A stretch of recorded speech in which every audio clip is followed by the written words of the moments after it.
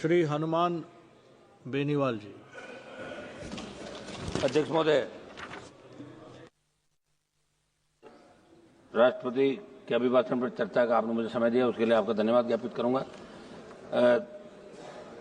अखिलेश जी ने शुरुआत की थी प्रयागराज महाकुंभ में दिनांक 29 जनवरी को मौनी अमावस्या के दिन भगदड़ के अंदर जो दिवंगत लोग हुए उनको मैं श्रद्धांजलि अर्पित करता हूं और देश की सरकार से मांग भी करता हूं कि इस भगदड़ में मृतकों के सही आंकड़े नाम के साथ देश की जनता के समक्ष रखे जाएं।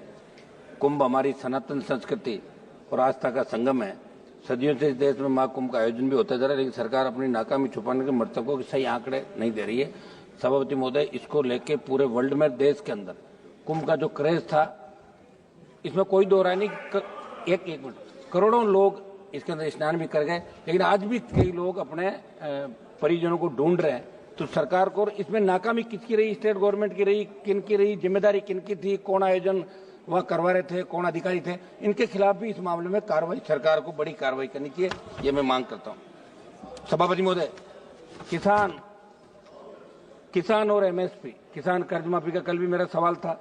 सभापति महोदय, जो कृषि बजट आप लाए उससे शायद 2 गुना 3 गुना किसानों पर कर्जा होगा देश के अंदर। 33,52,446 करोड़ का कर्जा देश के किसानों के ऊपर है। मैं मांग करता हूं कि आप इस कर्ज को माफ करें।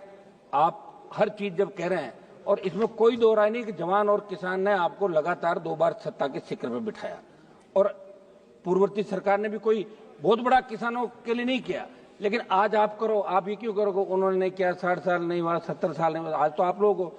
तो किसान कर्ज माफी की मैं मांग दोहरा रहा हूं कि पूरे देश के अंदर राजस्थान सहित आप किसान का कर्जा माफ करें। एमएसपी खरीद पे जो गारंटी कानून की आपने बात करी थी, तीनों कृषि बिल 700 किसानों की शहादत के बाद आपने लिए, तो मैं मांग करता हूं कि तमाम ये राइडर जो 25 क्विंटल का आप रखते हैं, 25 क्विंटल हम खरीदेंगे, बाद में नहीं हटाएंगे। इस राइडर को हटाते, बाद में नहीं कि राइडर को हटाते हुए तमाम खरीद आप करें, ये मैं आपसे मांग करता हूं। किसानों की आर्थिक स्थिति सुधरेगी, बूस्टर डोज मिलेगा।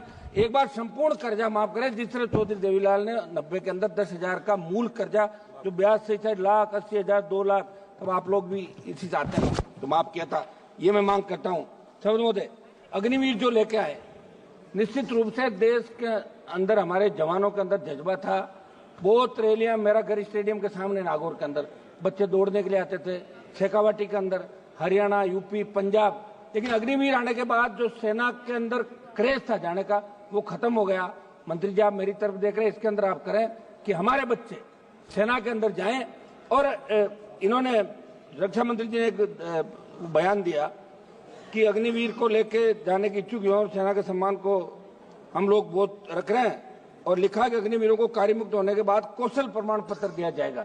तो कौशल प्रमाण पत्र के लिए सेना के अंदर थोड़ी जाते हैं। हमारी जो सेना है, वर्ल्ड की सबसे नंबर 1 सेना, थल सेना, हमारी एयरफोर्स, हमारी नेवी। तो मैं मांग करूंगा कि अग्निवीर की योजना को समाप्त करके पूर्व की भांति सेना भर्ती रैलियां चालू की जाए। और हमारी आई रेजिमेंट का मामला, हमारे अलवर से मंत्री जी आते हैं, गुजर रेजिमेंट का मामला, तमाम रेजिमेंट जो पहले यहाँ देश के अंदर थी, उन रेजिमेंटों की पुनर्स्थापना करें, नई रेजिमेंट बनाए। जो लड़ाके देश के अंदर, जो मार्शल जातियां हैं, वो चाहती कि हमारी रेजिमेंट भी सीमाओं पर लड़े, तो उन रेजिमेंटों की स्थापना भी आपको करनी चाहिए, ये मैं मांग करता हूं। सभापति महोदय, हमारे राजस्थान के अंदर पेपर लीक के मामले बहुत हुए पूर्ववर्ती सरकार के समय, और अब भी एक आध पेपर लीक की घटनाएं हुई। एसआई भर्ती, जिसके अंदर आरपीएससी के एक सदस्य को पकड़ा और 50 ट्रेनी एसआई जेल के अंदर, उनमें कुछ की जमानत हो गई।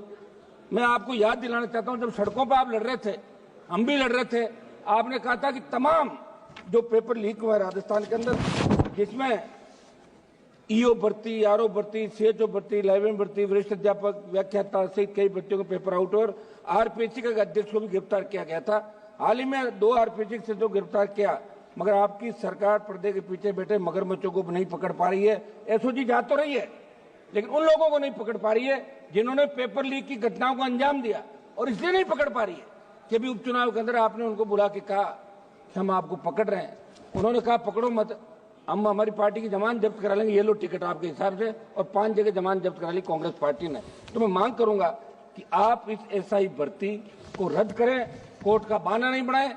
आपके नेताओं की डिमांड थी, स्वयं मुख्यमंत्री सड़कों पर कह रहे थे कि हमारी सरकार में तो हम एसआई भर्ती रद्द करेंगे, तमाम उन भर्तियों को जिनके लोगों को पकड़ा रद्द करके एक नया संदेश राजस्थान और देश के अंदर दें।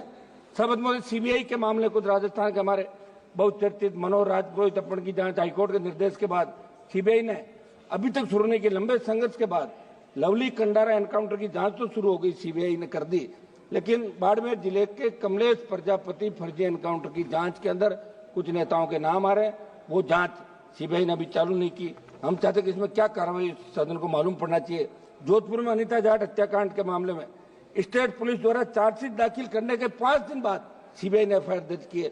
मैं बात इसलिए कह रहा हूं कि सीबीआई पर लोगों का भरोसा है, इसलिए सीबीआई राजस्थान से जुड़े तमाम मामले जो दिल्ली में पेंडिंग है, हमारे 4 मंत्री राजस्थान चाहते हैं, स्वयं लोकसभा अध्यक्ष भी राजस्थान चाहते हैं, मैं उनको भी कहना चाहूंगा कि सीबीआई के मामले के अंदर त्वरित अनुसंधान होकर दोषियों के खिलाफ कार्रवाई करें तो कड़ा संदेश अपराधियों के अंदर जाएगा। सवद महोदय, आबकारी नीति आपके माध्यम से हाल ही में राजस्थान की भाजपा सरकार जो आबकारी नीति लेकर आई, मंत्री जी थोड़ा एक मिनट, राजस्थान का मामला, आबकारी नीति जो राजस्थान की सरकार लेकर आई है, वैसे तो हम शराबबंदी के खिलाफ जो आंदोलन में राजस्थान का हमने हिस्सा लिया कि शराबबंदी होनी चाहिए।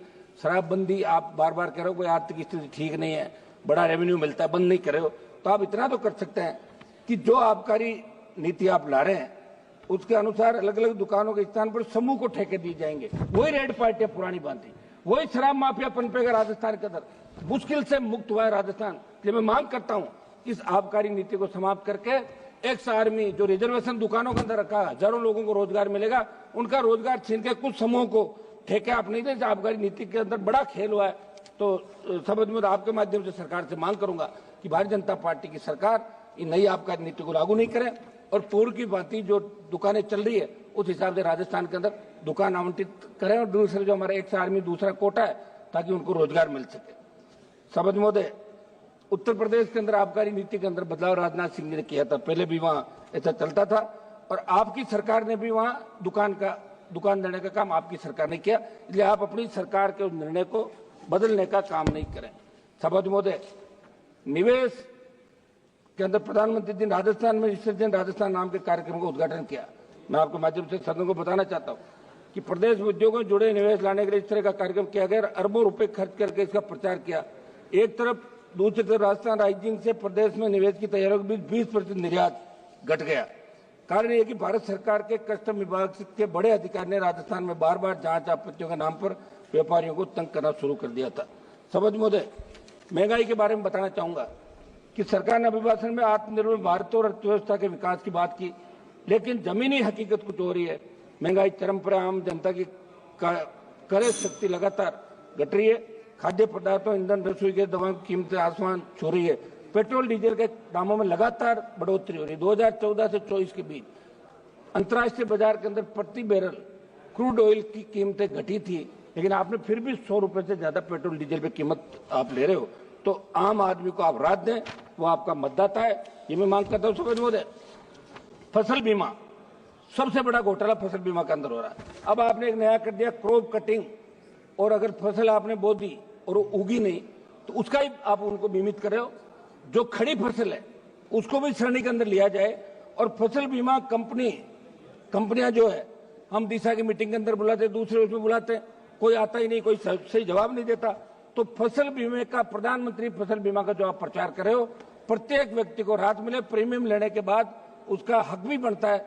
इस दिशा में फसल बीमा में सुधार आपकी सरकार को करने चाहिए।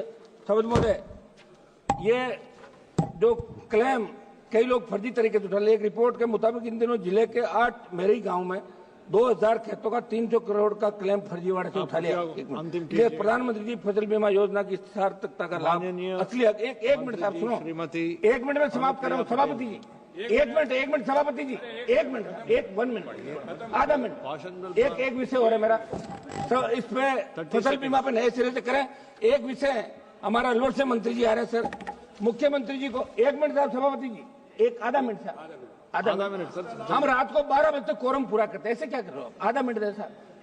सभापति जी, अभी हमारे राजस्थान पुलिस के सहायक उप निरीक्षक स्वर्गीय सुरेंद्र कुमार चौधरी ने 11 दिसंबर 2024 को राजस्थान के मुख्यमंत्री महोदय के काफिले की सुरक्षा करते हुए एक गाड़ी तेज आ रही थी, प्राणों की आहुति दे दी।